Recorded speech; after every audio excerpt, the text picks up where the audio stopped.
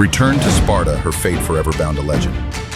Helen of Troy, the face that launched 1,000 ships, and a war that reshaped the world. 10 years of blood and sacrifice ended in flames. The city of Troy fell, and Helen stood amidst the ashes, the prize of a war she never asked for. When Helen was taken, Greece answered with fire. 1,000 ships sailed east, carrying warriors and vengeance to the gates of Troy. But destiny intervened. Paris, Prince of Troy, beheld her, and in a single glance, love and ruin became one. Kings from every corner of Greece gathered for her hand. To Menelaus she was given, and all swore an oath to defend her, no matter the cost. From the union of Zeus and Leda came a child unlike any other, Helen of Sparta, whose beauty would one day shake the foundations of empires.